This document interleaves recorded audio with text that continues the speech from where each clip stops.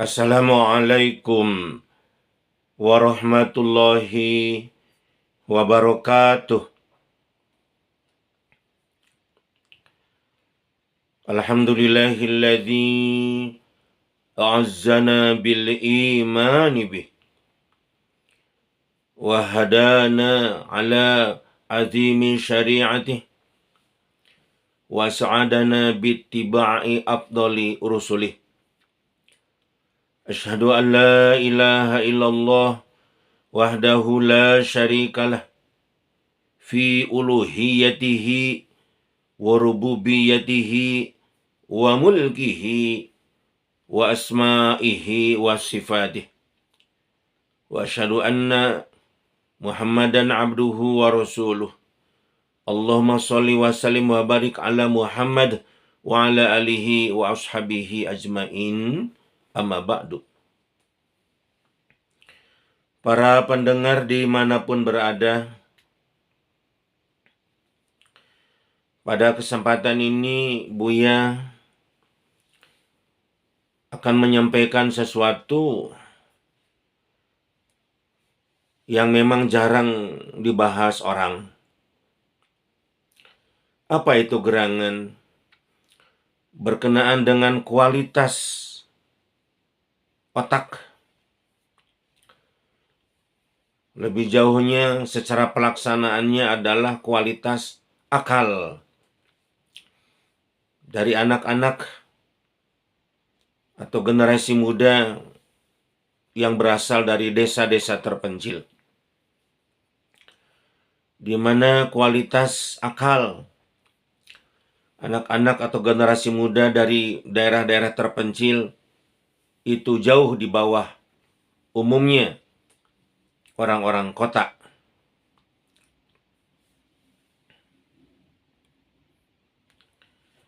Padahal seharusnya orang-orang desa terpencil lah yang secara kualitas akalnya itu lebih cerdas dari anak-anak kota.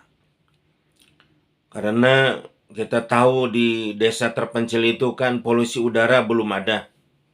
Segar udara itu terasa. Polusi suara, kebisingan juga relatif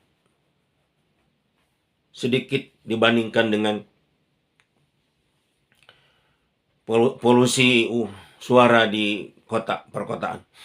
Di mana di kota-kota itu sudah sangat bising kehidupan sehari-harinya. Menyangkut juga polusi air. Di kota itu lebih jernih, lebih bening bandingkan dengan kualitas air ya di perkotaan yang berasal dari PDAM. Sedangkan di daerah itu kan langsung dari sumber mata air gunung. Mengapa ini terjadi? Buya pemikiran. Pembentukan otak itu kan sejak kelahiran. Di mana untuk membentuk otak yang cerdas itu tiada lain dan tiada bukan asupan protein yang cukup. Baik bagi ibu hamil, ibu menyusui, dan juga pada saat anak-anak balita. Asupan proteinnya harus cukup supaya otaknya cerdas. Nah, ternyata di daerah-daerah terpencil itu asupannya itu hanya sebatas sayuran, buah-buahan dan karbohidrat maksudnya. Adapun protein dan sedikit lemak itu sangat kurang sekali. Karena memang ketidakberadaan, kalaupun punya ingon-ingon ayam, bebek, itik, angsa dan sebagainya, itu disembelihnya itu sangat jarang, setahun sekali untuk Idul Fitri misalnya. Nah, ini menjadi suatu tugas sebetulnya bagi kita-kita yang mau berpikir. Kalau ini dibiarkan terus, kualitas suatu negara,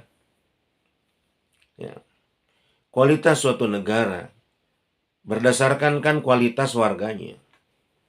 kecerdasan warga yang kebanyakan kalau dijumlahkan itu masih banyak di daerah terpencil. Bahaya itu negara. Bagaimana untuk meningkatkan produktivitas negara itu sulit bersaing dengan negara-negara lain.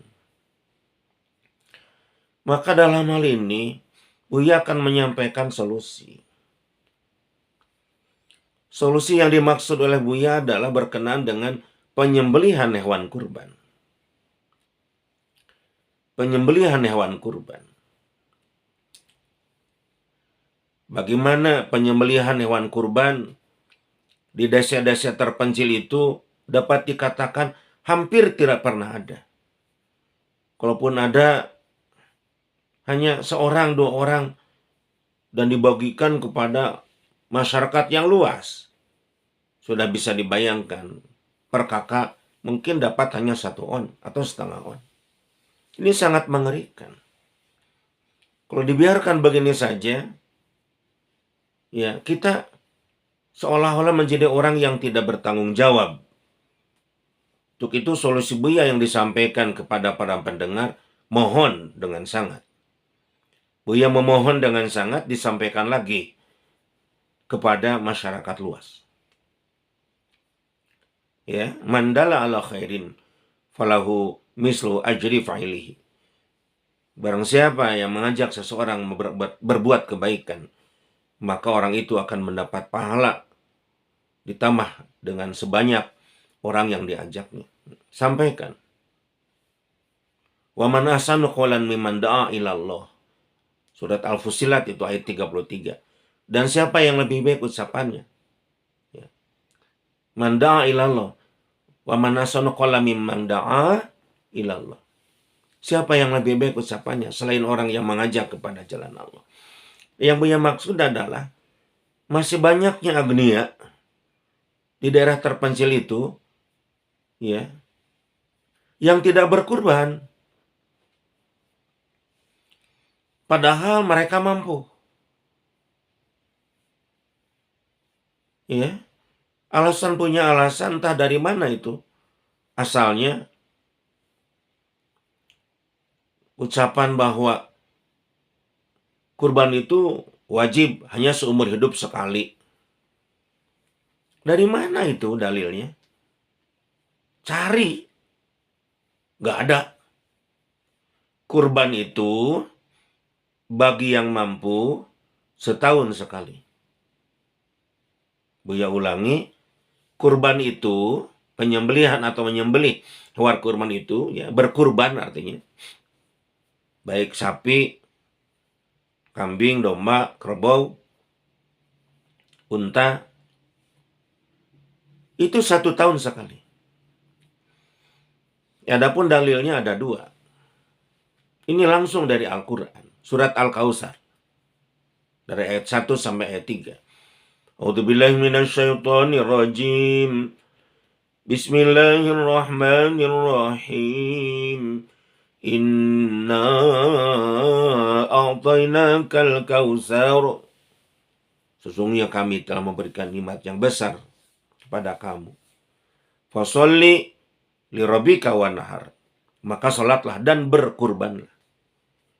Inna syani'aka huwal abtar. Sesungguhnya orang yang benci kepada kamu, abtar, akan putus kebaikannya, rahmatnya dari Allah Subhanahu wa ta'ala. Dengan kata lain, orang yang berkurban itu insya Allah sangat diharapkan disayangi orang. Kalau kita sudah berkurban masih orang membenci kepada kita, kita akan berikan oleh pahala tambahan, ya, bahwa orang-orang yang membenci kepada kita itu akan putus dari rahmat Allah Subhanahu wa ta'ala. Auzubillah summa nauzubillah. Ini orang-orang kaya itu kan sudah dikasih oleh Allah, ya, rizki Al-Kautsar, nikmat yang banyak. Salatlah dan berkurbanlah. Kemudian hadis riwayat Ahmad. Baginda Rasul bersabda, "Man wajada sa'atan falam yudhi fala yaqrabanna musallana."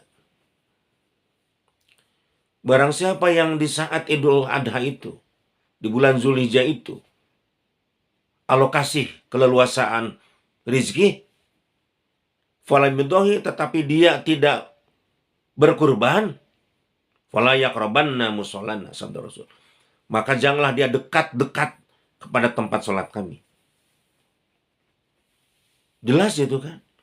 Yang namanya Idul Kurban kan, sholat Idul Adha itu kan tiap tahun. Orang yang tidak berkurban jangan dekat kepada tempat sholat kami. Jangan ikut sholat Idul Adha. Untuk apa? Tidak punya rasa malu. Oleh baginda Rasul, istilahnya itu dicegah. Gak usah dekat-dekat dengan tempat sholat kami. Kalau kamu mampu tetapi tidak berkurban. Man wajada sa'atan falyudhi falyaqrabanna musallana. Coba ini. Jadi kesimpulannya Idul Adha itu atau berkurban itu kewajiban bagi para agniya yang mampu tiap tahun berkurban. Jangan lewat. Ya. Baik, saya sampaikan lebih jauh. Pertama ya, kepada orang-orang yang agniya, kepada Bapak, Ibu, AA yang alokasi kelebihan rezeki dari yang lain, coba berkurbanlah. Sebagaimana tadi Buya sampaikan hadis riwayat Ahmad dari baginda Rasul, man wajada sa'atan falam yudhi fala yaqrabanna musallana. Barang siapa yang alokasi keleluasaan di bulan Zulhijjah itu, namun dia tidak berkurban, fala yaqrabanna musallana. Maka janganlah dekat-dekat kepada tempat sholat kami. Itu baginda Rasul menyampaikan begitu. Jadi artinya baginda Rasul ya menyampaikan tidak pantas gitulah. Orang-orang yang agniya, yang cukup uang, alokasi, tetapi dia tidak berkurban, dicegah oleh baginda Rasul. Gak usah sholat Idul Adha lah tahun ini. Kamu punya uang untuk berkurban, tetapi kamu ikut sholat. Untuk zaman sekarang pun sama. Al-ulama'u warasatul anbiya. Bahwa para ulama itu pewaris para nabi. Para ulama yang menjadi tokoh masyarakat setempat. Jadi, ada juga para agniya yang paham dan mereka berkurban. Kemudian ada orang yang agniya yang kaya, tetapi dia tidak berkurban. Tidak ada salahnya. Cegah saja untuk tidak sholat Idul Adha. Tidak pantas kamu ikut sholat Idul Adha. Kan baginda Rasul bersabda falam yudhi ya, falam yudhi fala yaqrabanna musallana. Kemudian dia tidak berkurban, fala yaqrabanna musallana. Kamu jangan dekat-dekat ke tempat sholat kami. Tidak ada salahnya, cegah saja. Udah kamu di rumah saja. Gak usah sholat Idul Adha. Kamu kan tidak berkurban, padahal mampu, masyarakat lihat kamu mampu. Termasuk orang-orang kaya yang berkurban, ikut mencegah juga bersama para ulama. Begitu menurut pandangan Buya. Maksud baginda Rasul bersabda fala yaqrabanna musallana. Udah di rumah saja. Gak usah gabung lah dengan kami di sini. Terlebih lagi gabung kepanitiaan, misalkan ikut ngurus domba atau sapi, sementara dia tidak berkurban. Ini menjadi efek jera sebetulnya bagi orang-orang agniya yang tidak berkurban. Efek jera itu diasingkan oleh masyarakat, paling tidak sehari itu. Ya, dicegah untuk sholat Idul Adha, dicegah juga untuk menjadi panitia, gabung-gabung. Udah tinggal di rumah aja. Allah ya Rabbi ya Karim. Yang kedua, apakah tidak punya rasa malu? Dicegah oleh masyarakat, tokoh masyarakat, dicegah oleh orang agniya yang berkurban. Ya, dicegah oleh para ulama, tokoh masyarakat, meskipun tidak berkurban, karena memang tidak ada ulama itu uangnya. Apakah para agniya, Anda tidak malu diperlakukan seperti itu? Sedangkan baginda Rasul bersabda, al-haya'u minal iman. Bahwa malu itu sebagian daripada iman. Kalau Anda punya rezeki untuk berkurban, kemudian Anda tidak berkurban, kemudian diasingkan oleh masyarakat, tidak usah sholat Idul Adha, dan tidak usah menjadi panitia, kemudian Anda memaksakan datang dan sholat Idul Adha, tidak punya rasa malu. Jangan-jangan ya, keimanannya gimana? Karena rasa malu itu bagian daripada iman. Ya, udahlah, harus ada rasa malu. Diamlah di rumah. Untuk apa datang ke Idul Adha? Sholat. Terlebih lagi baginda Rasul bersabda, al-haya'u la ya'ti illa bi khairin. Ya, tidaklah datang dari rasa malu itu kecuali kebaikan. Nah, ambil kebaikan lah. Gak usah datang hari itu. Dan kita istilahnya itu pikir-pikir kan, untuk penyembelihan hewan kurban itu ada 4 hari. Tanggal 10 Zulhijjah, 11, 12, 13. Ya, mudah-mudahan dengan ada di rumah tidak keluar malu. Kemudian berpikir, bermusyawarah dengan istri ya dan anak, berkurban lah meskipun untuk hari kedua, ketiga ya, atau keempat, itu tasyrik yang ketiga. Yang kedua, Buya menyampaikan kepada para agnia ya, bahwasanya kalau kita ada uang untuk berkurban tetapi tidak berkurban, Allah Subhanahu wa taala di dalam Al-Qur'an surat Ibrahim ayat ke-7 bersabda atau berfirman, A'udzubillahi minasyaitonirrajim, bismillahirrahmanirrahim. La in syakartum la azidannakum wa la in kafartum inna adzabi lasyadid. Jika kalian bersyukur atas nikmat yang aku berikan kepada kalian, la azidannakum, kami akan menambah-nambah kebaikan itu. Wa la in kafartum inna adzabi lasyadid. Tetapi jika kamu kufur akan kenikmatan yang aku berikan kepada kamu, kepada kalian, ya, inna adzabi lasyadid, sesungguhnya azabku sangat pedih. Ini warning bagi para agnia yang tidak berkurban padahal mampu. Kalau Anda berkurban, berarti Anda bersyukur. Allah akan melipat gandakan pahalanya, akan menambah pahala itu. Wa ma anfaqtum min syai'in fa huwa yukhlifu, diganti oleh Allah yang lebih banyak lagi. Tetapi sebaliknya Anda mampu, kemudian Anda itu tidak berkurban, ya, maka kufur nikmat itu. Maka azabnya dari Allah tinggal ditunggu saja. Mumpung kita sedang ada, tahun depan belum tentu masih ada. Karena tidak sedikit orang yang agnia tahun ini, tahun depannya sudah menjadi fuqara. Apakah musibah adanya yang sakit, salah satu anggota keluarga, di mana penyakitnya luar biasa parahnya, memerlukan operasi demi operasi, terus operasi, habislah kebun, habislah sawah, dijuallah rumah, demi menyelamatkan salah satu anggota keluarga yang sakit itu. Atau banyaklah, apakah dibegal, dirampok, kecurian, kebakaran. Banyak yang menimpa. Nah, sebelum itu terjadi, Buya mengingatkan, mumpung ya masih Allah kasih kepercayaan, kita mempunyai rizki yang Allah berikan, cobalah berkurban. Cobalah berkurban. Yang ketiga, Buya sampaikan kepada para agnia, kalau Anda bercukup untuk berkurban, mampu tetapi tidak berkurban, berarti Anda tidak punya rasa iba membantu orang-orang pokok masakin, orang-orang miskin. Coba Anda perhatikan surat Al-Ma'un. Ya. A'udzubillahi minasyaitonirrajim, bismillahirrahmanirrahim. Ara'aital ladzi yukadzibu biddin, fadzalikal ladzi yad'ul yatim wa la yahuddu 'ala ta'amil miskin. Jadi salah satu ciri orang yang mendustakan agama, dusta kita beragama, kalau menghardik orang-orang yatim dan tidak mau ngasih makan kepada orang-orang miskin. Orang-orang miskin banyak di daerah Anda. Apakah Anda tidak terenyuh, tidak iba untuk membantu mereka dalam kekurangan, apalagi mereka kekurangan protein, sehingga mereka kecerdasannya sangat berkurang. Anda sebetulnya harus punya tanggung jawab.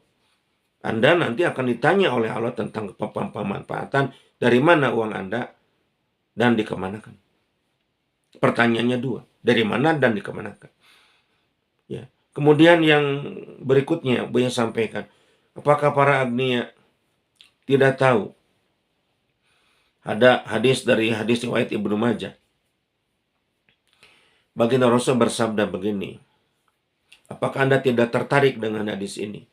Baginda Rasul bersabda, innama yansurullahu hadhil ummata bidu'ifiha bida'watihim wa salatihim wa ikhlasihim.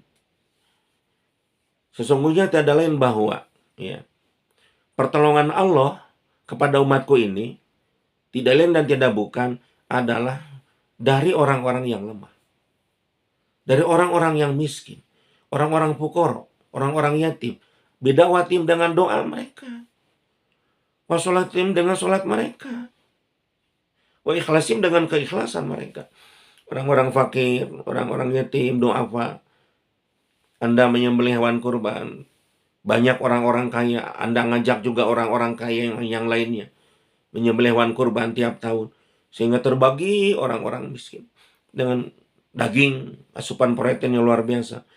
Mereka berdoa, ya Allah, kami sangat terbantu dengan kurbannya orang-orang agnia di daerah kami. Sehatkan mereka, ya Allah. Panjang umur mereka, sehat walafiat, dan ahli ibadah. Jadikan mereka, ya Allah, keluarga sakinah, mawaddah warahmah. Lebih barokah rizkinya, ya Allah. Cita-citanya mereka diijabah. Coba, apakah Anda tidak tertarik dengan sabda Rasul ini? Innama yamsurullahu hadhil umata bidu'aifiha bida'watihim wa sholatihim wa ikhlasihim. Dengan doa, sholat mereka setelah sholat berdoa. Keikhlasan mereka dalam doa itu. Ini luar biasa. Jadi Buya menyampaikan dalam hal ini. Coba berpikirlah, muhasabahlah. Ya. Kalau selama ini Anda memegang 1 tahun seumur hidup sekali, itu dari mana? Tiap tahun kita berkurban. Tiap tahun kita berkurban. Kemudian yang keduanya, bagaimana Allah Subhanahu wa taala menyampaikan tentang mustakhlafin nafi. Ya. Menyampaikan tentang harta yang kita punya itu titipan sebetulnya dari Allah. Kapan saja Allah ambil, kita gigit jari. Mustakhlafin nafi. Titipan dari Allah Subhanahu wa taala. A'udzubillahi minasyaitonir rajim. Bismillahirrahmanirrahim. Wa aminu billahi wa rasulih. Wa anfiqu. Begitu. Jadi bagaimana Allah memperingatkan kepada kita untuk beriman kepada Allah dan kepada Rasulnya. Kemudian Allah memerintahkan wa anfiqu. Berinfaklah. Dengan apa yang mustakhlafin nafi. Jadi Allah menitipkan, menjadikan Anda menguasai harta itu. Dan barang siapa yang beriman kepada Allah, kemudian menginfakkan itunya, maka Allah akan memberikan pahala yang besar. Coba. Allah sudah demikian. Itu titipan dari Allah. Kalau kita tidak memenuhi syarat menjadi orang yang dititipi, tidak menjadikan dititipi oleh Allah itu kemudian dibagikan, disedekahkan, diinfakkan, itu bisa diambil lagi dalam waktu yang sekejap. Ya, menyangkut tentang mustakhlafin nafi. Ya, dan jadi titipan dari Allah tersebut. Dan yang ketiga, para agnia yang Buya banggakan ya. Buya acungan jempol dengan Allah sudah memberikan titipan harta banda. Apa? Dengan berkurban itu, filosofinya adalah membunuh sifat-sifat hewani ya, yang ada dalam diri kita selaku mudohi. Kita tahu persis sifat hewan itu kan serakah. Dengan menyembelih hewan kurban, otomatis saat itu, ya Allah, bunuhlah keserakahan dalam diriku. Sebagaimana kami menyembelih hewan ini, menhewankan keserakah. Egois, ingin menang sendiri, ya Allah, aku sembelih hewan ini. Karena aku tahu hewan itu sifatnya egois. Maka aku membunuh sifat-sifat egois yang ada dalam diri saya. Sifat mengumbar hawa nafsu. Setan itu kan mengumbar hawa nafsu. Tidak punya aturan. Bagaimana mengumbar seksualitasnya mereka. Ya Allah, aku ingin dibunuh dalam diriku sifat-sifat mengumbar hawa nafsu. Nafsu saya ini harus menjadi nafsu mutmainnah. Ya. Bagaimana ya Allah, filosofinya membunuh hewan kurban untuk membunuh sifat-sifat hewani yang ada dalam diri kita. Egois, serakah, ingin menang sendiri, kelahi tiap hari, tidak ada hentinya. Itulah yang ketiga. Kalau kita ingin dihilangkan dari diri kita sifat egois, sifat serakah, mengumbar hawa nafsu, inginnya kelahi terus, maka sembelihlah hewan kurban. bagi para agni. Dan yang keempat ini, dia sampaikan, apakah saudara-saudara para bapak ibu yang agnia tidak tertarik dengan pahala yang besar dari Allah Subhanahu wa Ta'ala bagi para mudhohi, orang yang berkurban? Yang pertama, bagian Rasul menyampaikan bikuli sya'arotin hasanah. Jadi bagi yang berkurban itu, setiap bulunya itu, bulu hewan kurban itu hasanatun, kebaikan. Entah berapa juta, berapa belas juta itu bulu hewan kurban. Apalagi sapi, bulunya tuh sangat kecil-kecil. Begitu banyak. Jadi kalau kita tidak tanggung-tanggung berkurban satu ekor sapi, bikuli sya'arotin hasanatun. Bagaimana kita ini punya pahala sebanyak bulu hewan kurban yang kita sembelih. Yang keduanya, di dalam hadis riwayat Hakim, baginda Rasul bersabda, barang siapa yang berkurban kemudian menyaksikan penyembelihan hewan kurban, maka pada saat tetesan pertama darah mengucur, mengalir dari hewan kurban itu, terus itu sama dengan bagaimana jatuhnya, keluarnya dosa-dosa kita selaku mudhohi. Allah bersihkan dosa-dosa kita. Luar biasa. Maka kepada para agnia, cobalah sadar. Ya, harta itu tidak akan bisa menolong kecuali diinfakkan zakat dan sedekah juga wakaf. Pada saat kita meninggal, pergi, dikuburkan orang, kalau dikuburkan keluarga, ya keluarga juga pulang lagi ke rumah, termasuk harta benda juga, mobilnya, motornya, apapun pulang lagi. Yang ada dengan kita adalah amal soleh kita dan amal buruk kita. Ya, nah itu Buya ingatkan. Kemudian yang berikutnya, pada warga masyarakat yang sadar akan hal ini, bagaimana kita punya tugas untuk meningkatkan kualitas ya daripada anak-anak remaja juga balita, ibu-ibu hamil ya, ibu-ibu menyusui, dengan adanya penyembelihan hewan kurban. Perlu juga, sebelum Buya membahas tentang kepanitiaan, baginda Rasul bersabda bahwa hewan kurban itu kulu wa'atimu waddakhiru. Makanlah, bagikanlah, waddakhiru, dan simpanlah. Nah, waddakhiru di sini, jadi nanti bahwa daging hewan kurban itu tidak diharuskan, bahkan kurang baik kalau habis dalam waktu hari itu. Jadi waddakhiru, simpan, jadi kere, direndang, sehingga bisa untuk 8 bulan ke depan, 9 bulan ke depan. Sehingga terus anak-anak kita, ibu-ibu yang hamil menyusui, ya, balita, batita, makan protein. Dikere dan direndang. Terutama dikere, itu lebih panjang waktunya. Bentuklah panitia. Bentuklah panitia. Ya. Dari tokoh-tokoh masyarakat, ada orang agnia juga yang soleh, yang kurban tiap tahun. Jadikan panitia. Para ulama yang tahu hukum tentang kurban, bagaimana menyembelih hewan kurban, kemudian juga mengurus serban kurban yang secara syariah dengan baik, sesuai dengan cara Rasul. Bentuk panitia. Panitia itu punya prinsip begini, man ra'a minkum munkaron falyughayyirhu biyadihi, fa illam yastati fa bilisani, fa illam yastati fa biqalbi, wa huwa ad'aful iman. Jadi kalau ada orang agnia tidak pernah berkurban, cuma seumur hidup sekali, itu kemunkaran sebetulnya. Kalau kita melihat kemunkaran, rubah dengan tangan, kalau tidak mampu dengan lisan, tidak mampu dengan doa hati, dan itu selama-lamanya iman. Ya kalau dengan tangan kan tidak mungkin di negeri kita, karena negeri maksud Buya itu negeri-negeri yang belum tegak syariah. Itu negara sekuler, di mana agama tidak dipakai untuk kehidupan sehari-hari.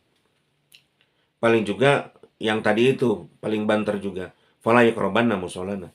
Panitia mengatakan, pada masyarakatnya ini tokoh-tokoh, juga para agnia yang soleh, cegahlah mereka, para agnia yang bakhil, para agnia yang kikir, yang egois, mementingkan sendiri, cegahlah untuk tidak sholat Idul Adha pada hari ini. Dan cegah juga untuk tidak menjadi panitia. Boleh seperti itu. Kemudian juga jangan kata-kata dalil-dalil sebagaimana beliau tadi sampaikan tuh, sampaikan kepada mereka. Wa man ahsanu qawlan mimman da'a ila Allah. Fussilat 33. Jadi tidak ada yang lebih baik kecuali kita ngajak kepada jalan Allah. Berilah mereka pengetahuan, pengajaran, paham bahwa mereka itu harus berkorban tiap tahun. Jadilah panitia yang jujur. Jangan sampai jeruk makan jeruk.